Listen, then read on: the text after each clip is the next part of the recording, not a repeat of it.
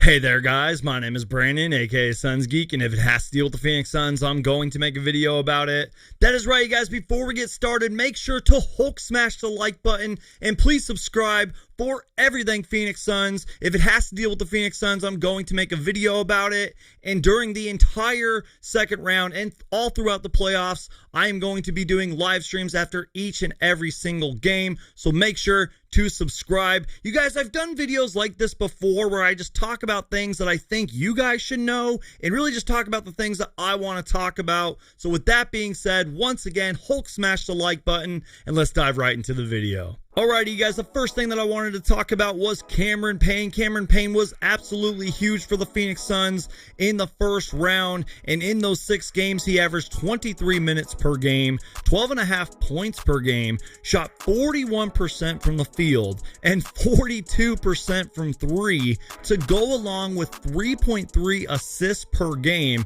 not to mention a steal and a block. He sort of had an unusual game in Game 6. I think he was super excited. He played really out of control. He was missing wide open layups. Kind of just a strange game for Cameron Payne, but he was so consistent for the Suns. He was kind of like the motor for the Suns in that first round. He kept attacking. He did all the right things. Cameron Payne was great. And you guys, it's no secret, without Deandre Ayton, I don't know if the Phoenix Suns beat the Lakers in the first round. Deandre Ayton was huge. He averaged 15.8 points per game, 10.7 rebounds, and shot a ridiculous 79% from the field over the 6 games versus the Los Angeles Lakers. He was great on the defensive end. And just like Cameron Payne, you know, he basically did everything the Phoenix Suns asked him to do and more. And he was phenomenal. If he can stay consistent against Nikola Jokic, I think the Phoenix Suns have a really great shot of winning this series. And speaking of Nikola Jokic, now I'm not saying Deandre Ayton is the better player because obviously Nikola Jokic is probably going to win MVP. However, Deandre Ayton versus Nikola Jokic in their last 6 matchups, you are looking at the numbers right here.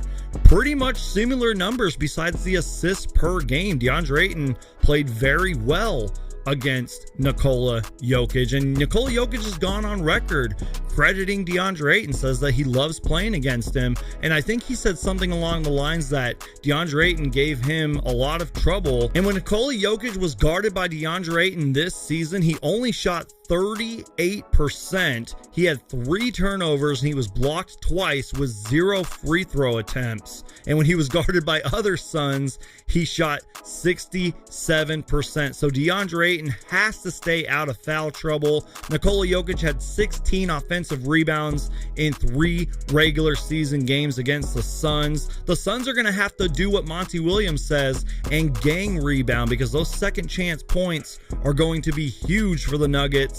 So Deandre Ayton has to be big on the boards. The Suns have to be big on the boards. Ayton has to stay out of foul trouble and really just be the solid defender that Deandre Ayton is. And you guys, one final thing on Nikola Jokic is that he was dominant in the first round, putting up 26 points per game, 10.8 rebounds, and 8.3 assists while shooting 56% from the field and consistently getting the Blazers big men in constant foul trouble. And that's why I brought up Deandre Ayton staying out of foul trouble, making the right defensive plays, and just being consistent on Nikola Jokic.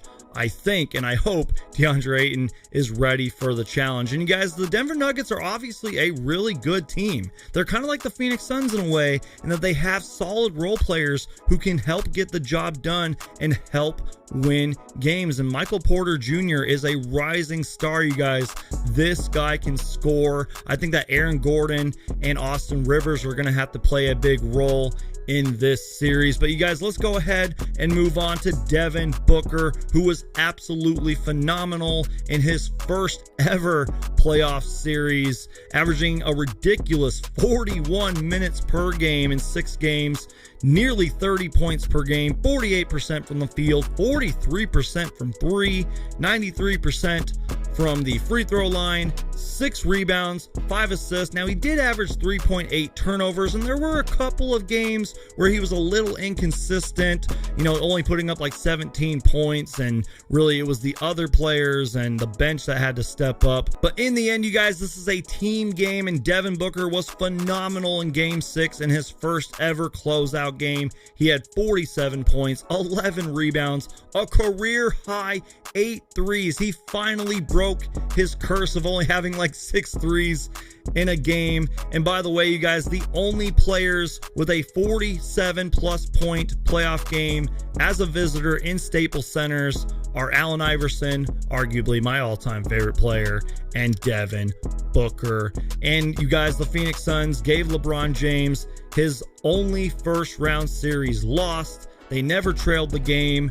It was a phenomenal Game 5. It was an even better Game 6. And I think Devin Booker did a great job of making adjustments as the games went on. Devin Booker started spacing the floor better. The Suns did a better job of giving him space. Monty Williams told Devin Booker just to let it fly. Don't overthink the play. And Devin Booker was absolutely dominant in Game 6. You guys, I feel like the Phoenix Suns ball movement is going to be a big factor, and even for the Los Angeles Lakers in the first round and the Suns, three-point shooting wasn't really a factor. I think maybe the highest threes that the Suns made in the series was like 14. So if the Suns can just be consistent and hit their three-point shot and gang rebound and somehow slow down Nikola Jokic and somehow put great defense on the very efficient scoring machine, which is Michael Porter Jr. And by the way, thank goodness that Suns killer Jamal Murray will not be in this series due to injury. Hopefully Chris Paul is at least at like 70%. I don't want to make any predictions, but I know that the Phoenix Suns will win this series. So thank you guys so much for watching. My name is Brandon, aka Suns Geek, and if it has to deal with the Phoenix Suns, I'm going to make a video about it. Once again, make sure to Hulk smash the like button, and please subscribe, and I'll see you guys next time. Go Suns, go! Rally the Valley.